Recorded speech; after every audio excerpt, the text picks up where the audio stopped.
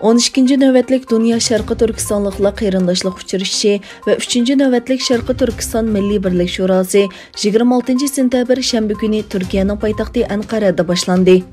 26 sentabrdan 29 sentabrgacha 3 gün davomlashadigan yig'inga Turkiyadagi har qaysi tashkilot, jamiyatlar mas'ullari, doktor, aspirant, ziyolilar, Dunyo Uyg'ur qurultiyi va Yevropadagi Sharqi Turkiston tashkilotlarining vakillari qatnashadi va belgilangan temalar bo'yicha nutq so'zlaydi va muzokara olib boradi.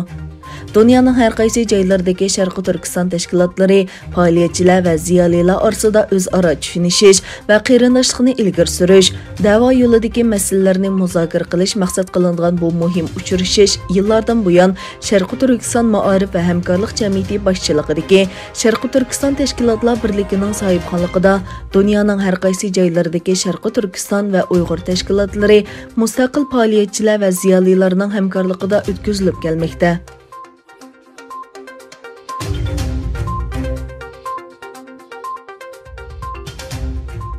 Birleşken Devletler Teşkilatı Kişilik Hukuk Kenişinin Şveysariyaning Cenevada o'tkazilgan 45. qatimliq yig'inida Uyg'ur faoliyatchisi va ziyoli Abdushukur Abdurashid mundaq dedi: "Xalqimga qaratilgan irqiy qirg'inchilik bor. Oilamdagilar Xitoyning jazo lagerlarida tutqun qilinmoqda." Shveysariyada turishliq Uyg'urlarga adolat jamiyatining qurg'uvchilarining biri bo'lgan Abdushukur apandi 47 a'zosi bo'lgan kengashda Sharqi Turkistondagi kishilik huquq vaziyati to'g'risida so'z qildi.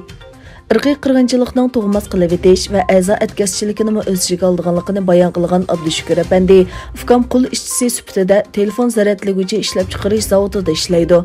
Siz ishlatgan zaryadlaguvchi ularning biri bo'lishi mumkin. 3 million Uyg'ur jazo lagerlariga qamalgan. Berlin yoki Chikagodagi barliq kishilarning qul sifatida turmaga tashlanganligini tasavvur qilib beqing dedi.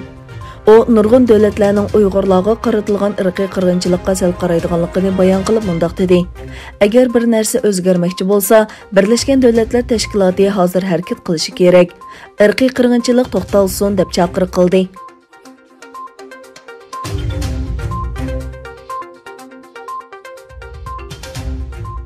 Washingtonga joylashgan Uyg'ur kishilik huquq qurilishining ijroiya raisi Umar Qanot apandi Xitoyning yig'ilish lagerlarida bir mezgil tutib turilgandan keyin Qozog'istonga qochib chiqqan va Xitoyga qaytarilish xavfiga duch kelgan Tursunay Ziyovuddinning sog'-salomat holda Amerikaga yetib kelganligini bildirdi. Tursunay Ziyovuddin va Qozog'iston fuqarosi bo'lgan yo'ldoshi hech qanday sababsizla 10 oy yig'ilish lageriga qamab qo'yilgan va keyincha Qozog'istonga kelgan.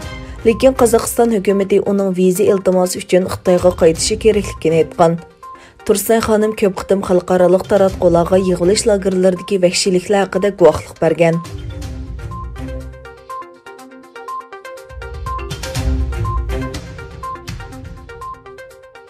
Kino televiziya programmasi Netflix Amerikadagi 5 nafar kengash palata a'zosining Xitoyning Uyg'urlarga qaratgan kishilik huquq dafsandichiligini oqlagan Xitoy yozuvchisi Leoning ilmiy fantaziya kitobini televiziya teatriga aylantirish masalasida qayta o'ylanishga chaqirgan xatiga javob qaytardi.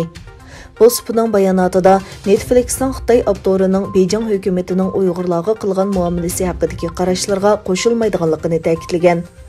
Netflix'ning yershari ommaviy siyosat ishlariga mas'ul muavin raisi Dian Garfield kengash palata a'zolariga yozgan xatida mundaq dedi: "Leo apandi bu programmaning ijodchisi emas, u faqat kitobning avtori.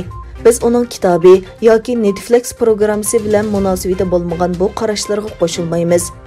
Tennessee shtatining kengash palata a'zosi Marsha Blackburn boshchiligidagi Cumhuriyetchilar partiyasining kengash palata a'zolari Xitoy yozuvchi Leoning Uyg'urlarga qaratilgan bostirishlarini oqlaganligi sababli Netflixdan uning kitobini film qilib ishlamaslikni talab qilgan edi.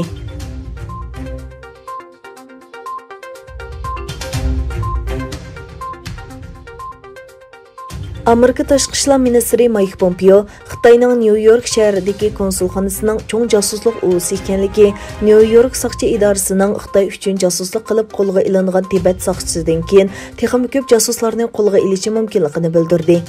Mike Pompeoning 24 sentabr New York pochtasi gazetiga bildirishicha, navbatda Trump hukumati Xitoyning Amerikadagi diplomatlarini yaqindan kuzatmoqda ekan. Pompeo Xitoy diplomatlarining harakati normal diplomatiya chegarasidan halqib, josuslik harakatlariga o'xshab qolganligini bildirgan. U yana esingizda bo'lsinki, bizning bu yerda Xitoy konsulxonalaridan boshqa Birlashgan Davlatlar Tashkiloti organlari bor degan.